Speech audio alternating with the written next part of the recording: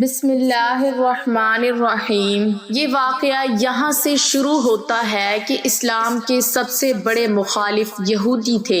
یہ ایسے لوگ تھے جنہوں نے پہلے حضرت عیسیٰ علیہ السلام کو قتل کروانے کی بدترین سازش کی تھی، اور ان کے دلوں میں نبی کی کوئی قدر و قیمت نہیں ہوتی تھی۔ یہ نبی کو عام انسان کی طرح سمجھتے تھے اور پہلے اپنے نبیوں کو قتل بھی کر دیا کرتے تھے۔ اسی لیے یہ حضرت محمد صلی اللہ علیہ وسلم کی بھی سخت مخالفت کرنے لگے اور طرح طرح سے آپ کے خلاف پروپیگنڈا کرنے لگے۔ قرآن مجید میں ان لوگوں کی اذیتیں اور پروپیگنڈوں کا ذکر بار بار موجود ہے۔ یہ حدیبیہ سے واپسی کے موقع پر واقعہ پیش آیا کہ بہت سارے یہودی اکٹھے ہو کر لبید بن عاصم کے پاس گئے کہ یہ بھی ایک یہودی تھا اور ماہر جادوگر تھا۔ اس کا پورا خاندان، اس کے بہن بھائی بھی جادوگر تھے۔ انہوں نے دیکھا کہ لبید ایک نوجوان شخص ہے جو یہودی بھی ہے، سمجھدار بھی ہے اور طاقتور بھی ہے۔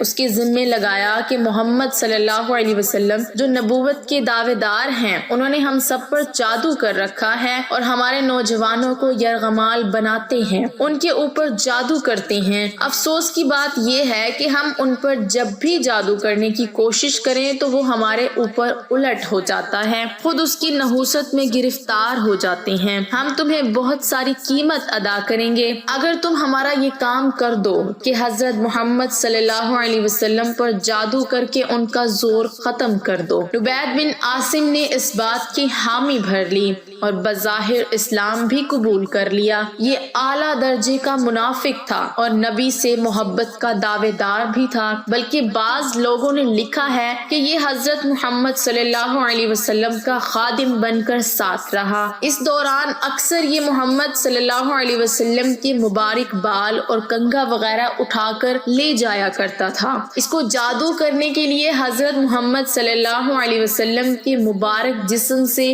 گرے ہوئے بال چاہیے تھے۔ لکھا ہے کہ یہ کام اس نے ایک چھوٹی سی بچی کے ذمہ لگایا کہ جب حضور صلی اللہ علیہ وسلم گھر جائیں اور کنگھا کروائیں تو جو بال نیچے گریں اٹھا کر لے آنا۔ بظاہر اس نے آپ کی بہت خدمت کی، پھر اچانک وہ گم ہو گیا اور اپنی بہنوں کے ساتھ مل کر جادو کا عمل شروع کر دیا۔ جب جادو کا عمل مکمل ہو گیا تو آپ صلی اللہ علیہ وسلم پر کبھی کبھی اثر ہوتا، مگر یہ کوئی خاص نہیں تھا بلکہ تھوڑی سی دیر کے لیے ہوتا تھا۔ اس سارے عمل میں نبوت کے فرائض میں کوئی کمی یا کوتاہی پیش نہیں آئی، حتیٰ کہ جادو عروج پر پہنچ گیا اور آپ صلی اللہ علیہ وسلم کو محسوس ہوتا کہ کسی زوجہ مطہرہ کے پاس گئے ہیں، مگر آپ اس کے پاس نہیں گئے ہوتے۔ اس طرح کسی کام کے بارے میں آپ کو محسوس ہوتا کہ آپ نے وہ کام کر لیا ہے، مگر حقیقت میں نہیں۔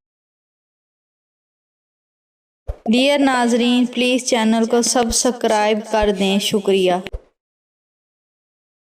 کیا ہوتا تھا۔ اس دوران کوئی غلط بات آپ کے منہ سے نہ نکلی اور نہ ہی دعوت و تبلیغ میں کوئی فرق آیا، بلکہ دنیاوی کام جیسے روزمرہ کے ہوتے ہیں ان میں بھی کبھی بھی تردد پیدا ہو جاتا۔ جب اثر بڑھنے لگا تو آپ صلی اللہ علیہ وسلم کافی بیمار ہو گئے اور ایک روز آپ نے خواب میں دیکھا کہ دو شخص آپ سے ملنے آئے، ایک پاؤں کی جانب بیٹھا تھا اور دوسرا سر مبارک کی طرف بیٹھا تھا۔ جو سر کی طرف بیٹھا تھا اس نے دوسرے سے پوچھا کہ ان کو کیا ہوا ہے، تو دوسرے نے جواب دیا کہ ان پر جادو کیا گیا ہے۔ پہلے نے کہا کس نے جادو کیا ہے، تو دوسرے نے کہا ان پر لبید بن عاصم جو قبیلہ بنو زرع کا ایک شخص ہے اور وہ منافق ہے، اس نے جادو کیا ہے۔ پہلے شخص نے پوچھا کس چیز میں جادو کیا ہے، دوسرے نے بتایا کہ کنگھی اور بالوں میں۔ پہلے نے پوچھا اچھا یہ کنگھی اور بال کہاں رکھے ہیں، تو دوسرے نے بتایا کہ نر کھجور کے درخت کی چھال کے اندر، پتھر کی چٹان کے تلے، زربان کے کنویں میں۔ آپ جب اس خواب میں بیدار ہوئے تو خوشی کے لہجے میں حضرت عائشہ صدیقہ رضی اللہ تعالی عنہا سے فرمایا کہ میں جو چیز معلوم کرنا چاہتا تھا وہ مجھے اللہ تعالیٰ نے بیان کر دی ہے۔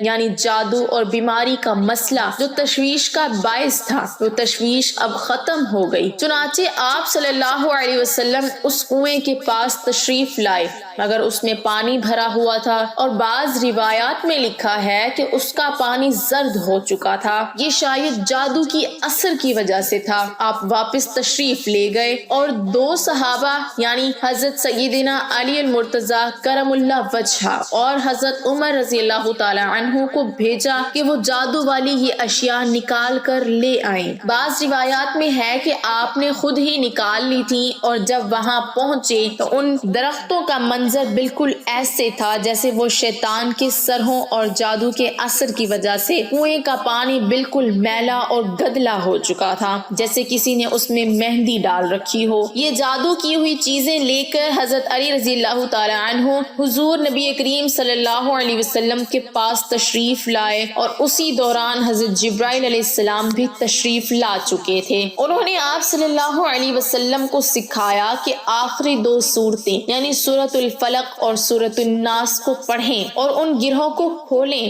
چنانچہ آپ صلی اللہ علیہ وسلم ایک آیت پڑھتے اور ایک گرہ کھولتے، پھر ایک آیت تلاوت فرماتے اور ایک گرہ کھولتے۔ جیسے جیسے گرہ کھلتی جاتی تو آپ اپنی طبیعت میں تخفیف محسوس کرتے، جیسے کچھ بوجھ کم ہو گیا ہو، حتیٰ کہ جب جادو کا مکمل اثر ختم ہو گیا تو آپ ایسے کھڑے ہو گئے جیسے کوئی شخص ایک بندھن سے اور بڑے بوجھ سے آزاد ہو جاتا ہے۔ تو اسی طرح اللہ تعالیٰ نے آپ کو شفا عطا فرمائی اور آپ مکمل صحت یاب ہو گئے۔ لکھا ہے کہ وہی یہودی یعنی اس کے بعد بھی آپ کی خدمت میں آیا کرتا تھا مگر آپ نے کبھی بھی اس کو شرمندہ نہیں کیا اور اس کے سامنے کسی چیز کا تذکرہ نہیں کیا، حتیٰ کہ مرتے دم تک یہ شخص آپ کی خدمت میں آتا رہا۔ بعض روایات میں آتا ہے کہ آپ صلی اللہ علیہ وسلم نے وہ چیزیں نکالنے سے منع فرمایا تھا۔ اس کا مطلب یہ ہے کہ آپ نے ان چیزوں کو کسی کو دکھانے سے منع کیا تھا۔